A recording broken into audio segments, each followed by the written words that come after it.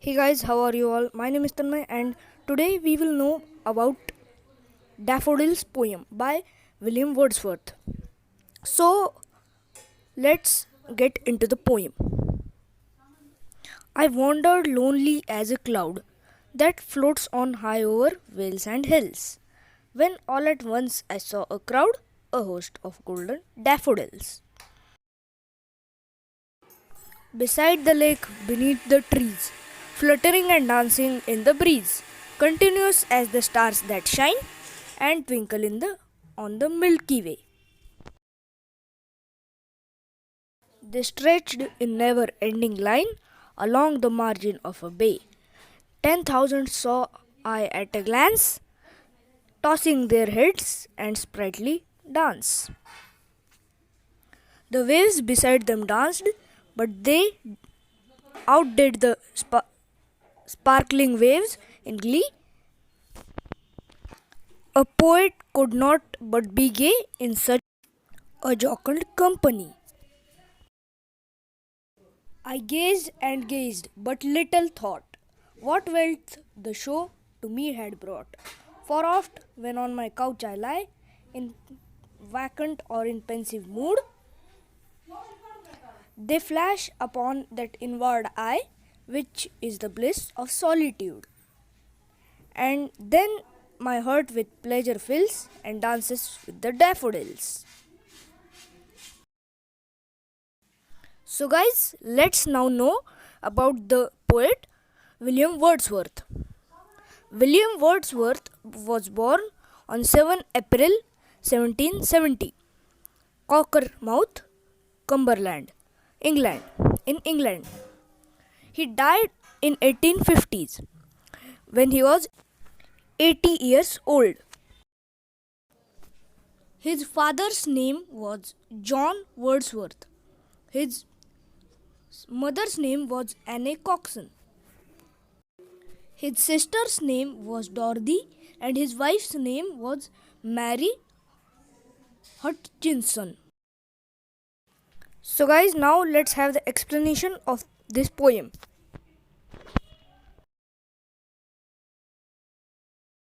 So here's the summary of the first paragraph. Once the poet was wandering pointlessly beside a lake. He was all alone to wander, freely akin to a patch of clouds floating in the sky. Over the valleys and the hill, suddenly he could view the large number of daffodils gathered by the side of the lake. They were sheltered under a growing tree. The daffodils resembles the color of gold, according to the poet, and the airy breeze made them wave and dance, rejoice and play. The poet, however, could not estimate their number as they spread along extensive sides of the lake. Daffodils is a commonly grown flower. The line, a host of golden daffodils, needs a special mention since it unveils the poet's thoughts. Wordsworth associated the color of richness, gold, to his common flower. Summary of stanza 2. They resemble akin to innumerable shining stars that one could see in the night sky in the form of Milky Way. As the poet made an instant glance, he could see myriad of daffodils waving their heads as if they were rejoicing and dancing out of alacrity. Summary stanza 3. Seeing this, the waves of the lake accompanied him dancing along with these daffodils, but their lustrous dance was in no way comparable to the delight and gaiety of the flowers the poet seems to have frenzied with. The ecstasy of delight, he realized that a poet who was susceptible to natural grace could not help but feel happy in the presence of such gay and beautiful flowers. He gazed at them hardly knowing what enormous treasure he was accumulating in his mind. Summary stanza 4. That vista was impregnated in the poet's mind for an